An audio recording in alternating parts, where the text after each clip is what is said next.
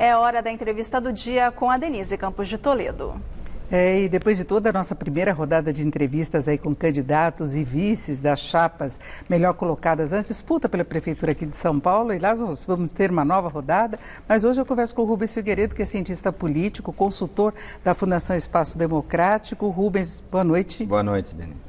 E vamos falar do ambiente político, deixando um pouquinho as eleições, daqui a pouquinho nós falamos sobre isso, mas a gente tem visto aí muito embate, muitas acusações, e aí até uma certa baixaria entre as autoridades, inclusive ministros. Ricardo Salles, ele já falou contra outro ministro, chamando de Maria Fofoca. Agora teve a história do Nhonho, que ele falou que teve problemas em relação à conta, mas a gente vê o embate, Rodrigo Maia com o presidente do Banco Central. Como é que você está vendo essa situação toda? Olha, Denise, eu tenho a sensação que esse é o novo normal na vida política brasileira. Você tem uma espécie de uma hiperatividade institucional e mesmo integrantes do mesmo poder, eles se atritam. Então, a agenda política ela é muito tensa no dia a dia. Então, você tem no mesmo dia briga entre ministros, briga entre poderes. Você tem uma medida que é entendida como se fosse a privatização do SUS, tudo em menos de 24 horas. Isso gera uma tensão política que não é adequada para um país que precisa tanto de reformas. Isso atrasa as reformas, o Brasil fica patinando, o déficit fiscal subindo e a gente não consegue atrair investimentos. E hoje mesmo a gente teve o ministro Paulo Guedes falando que acusando a Febraban de estimular o ministro gastador, que estava se referindo ao ministro da Integração, o Rogério, que já foi da equipe dele. Não é? Exatamente. O Paulo Guedes já brigou com o Rogério Marinho, agora chama para a briga uma instituição como a Febraban, dizendo que é uma casa de lobby. Quer dizer, não é por aí que se constrói uma maioria política que o Brasil tanto necessita para fazer as reformas tão necessárias. Agora, enquanto isso, a agenda econômica não anda, houve uma preocupação com relação às eleições municipais, se imaginava que a agenda pudesse andar mais rápido com essa proximidade do governo com o Centrão. Na prática, o que está acontecendo? Eles têm motivo para se preocuparem mesmo com as eleições? Podem vir maldades depois das eleições aí, em termos de ajuste, que possam mexer com popularidade? Olha, a gente está aí com quase 700 bilhões de déficit.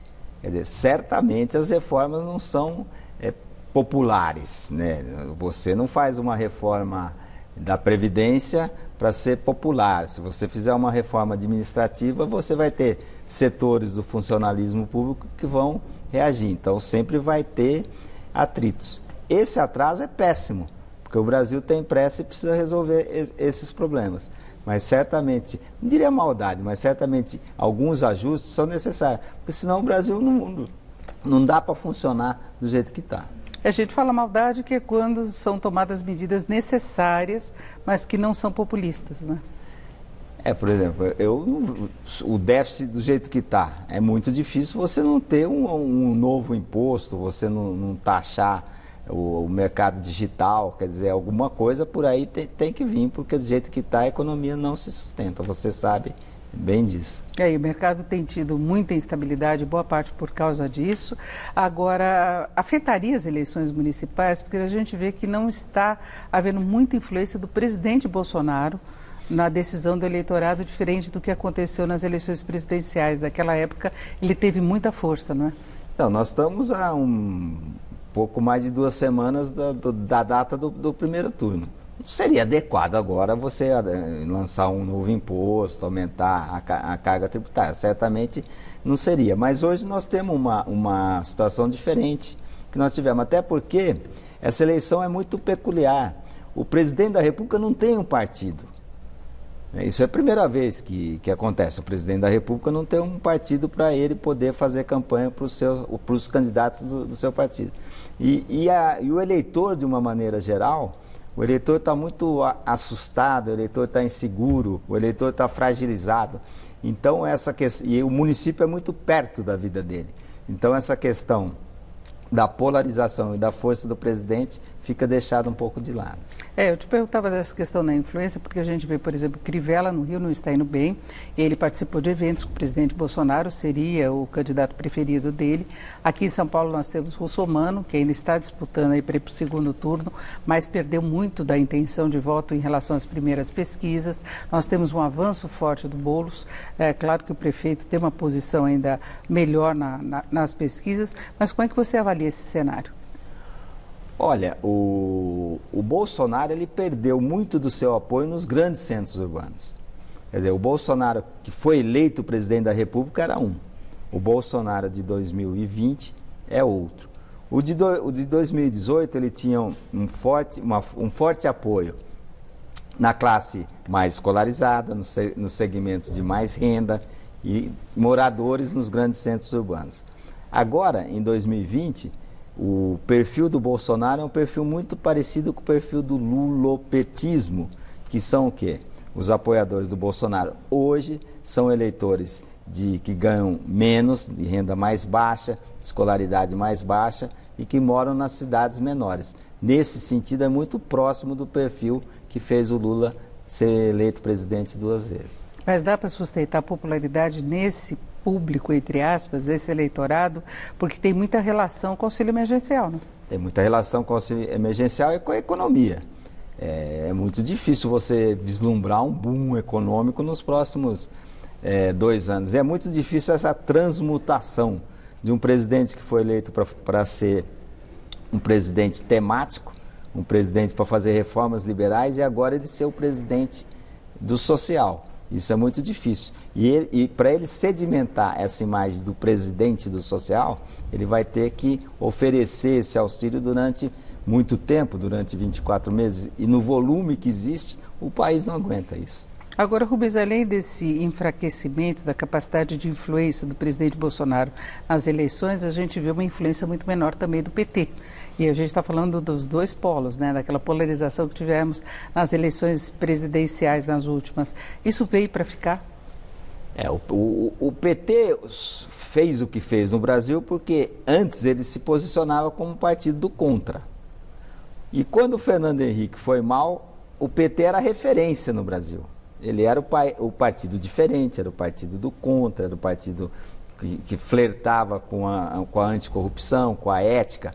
Então tudo isso levou o PT ao poder. O PT pegou um período da economia mundial muito favorável e ganhou as eleições que ganhou. Agora o PT foi muito machucado no episódio da Lava Jato, né? Seu maior líder foi preso. Eu acredito que vai demorar um pouco para esse estilo oposicionista do PT seduzir novamente o eleitorado, porque o eleitorado cansou um pouco desse estilo petista que o Boulos personifica. O Boulos em São Paulo ele é um candidato que é quase um clone do Lula. Seria o Lula do passado. Seria aquele Lula que teve tanto sucesso no passado em outro contexto. E você vê condição dele continuar avançando como liderança política? Então, tradicionalmente, a esquerda em São Paulo ela tem 25%, 30% de simpatizantes. Então, o candidato que representar esse campo ideológico é um candidato com razoável força. Mas as simulações do segundo turno mostram que o Bruno Covas venceria a eleição, qualquer que fosse os adversários, e com mais facilidade se fosse o Boulos. Porque tem a questão da rejeição também, né? Tem a questão da rejeição, e o eleitor, até escrevi sobre isso, o eleitor brasileiro hoje é um eleitor mais liberal. Antes, você falar de privatização, você era atacado, você era ridicularizado. Hoje não, as pessoas falam, vamos privatizar, e tem a anuência da opinião pública. O eleitorado mudou um pouco, né? Mudou bastante, tanto é que elegeu o Bolsonaro. Então aquele apelo estatizante não tem essa força toda. E fica um pouco artificial um campo ideológico que fez o que fez no Brasil falar que ele tem o monopólio da sabedoria e da luta pelas causas populares. Eu acho que isso soa artificial para um partido que fez tão mal para o Brasil. É exatamente. Agora, na questão da privatização, por exemplo, o presidente Bolsonaro tem sido cobrado por não ter avançado mais com essa agenda, com a agenda de reformas. Então, ele perde também apoio desse eleitorado mais liberal, não? Perde o apoio desse eleitorado mais liberal. Eu fiz uma conta há uns 2 meses atrás, o Bolsonaro, nesse segmento mais escolaridade, mais renda, que é mais liberal, Bolsonaro perdeu no Brasil 4.500.000 eleitores, durante esse período que ele não conseguiu cumprir a sua agenda. E isso pode mudar o panorama para 2022, o jogo de forças, a gente vai continuar vendo, porque a gente vê essa briga aí entre as autoridades, né? Que nós começamos a falar. Agora, você vê a população, por exemplo, numa posição mais pacífica? Olha, em 2018, o centro ficou sem narrativa. Você tinha a narrativa da esquerda, do Haddad, que era o quê? Não, vamos voltar a ser feliz. Nós vamos voltar a comprar carro, nós vamos voltar a comprar moto, televisão de tela plana. E a narrativa da direita, do Bolsonaro, ó, chega de mimimi, nós precisamos liberar, chega de tanto Estado, vamos privatizar. Então, eram duas narrativas diferentes, opostas, antagônicas. E o centro, apesar de ter todo aquele tempo de televisão, ficou sem narrativa.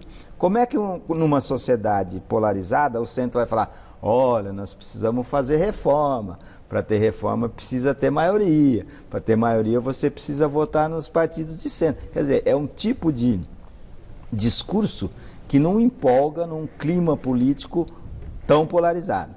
Agora, em 2022, talvez, se o centro se unir e tiver um candidato eleitoralmente viável, talvez o discurso possa empolgar, porque a continuar a situação econômica que nós estamos vendo, você vai ter problemas econômicos e é muito difícil um presidente se reeleger com muitos problemas econômicos e com o PIB caindo. E nós já estamos em crise já faz algum tempo. E para nós encerrarmos rapidamente, você vê a possibilidade de ser formada uma frente de esquerda, porque nós temos as notícias hoje de reaproximação entre Lula e Ciro Gomes. Eu não tenho dúvida que vai não, deve ser formada uma frente de esquerda pelo que está acontecendo no Brasil.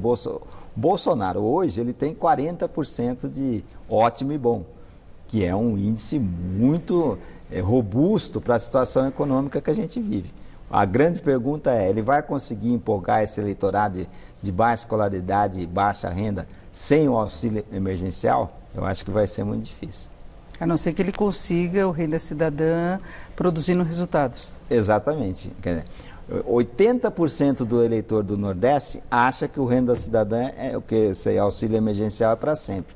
Imagina quando isso parar. Então, está muito condicionado à continuidade desse benefício. Acabando é que a gente vai ver qual que é a popularidade consistente mesmo. A popularidade que a gente poderia chamar de real.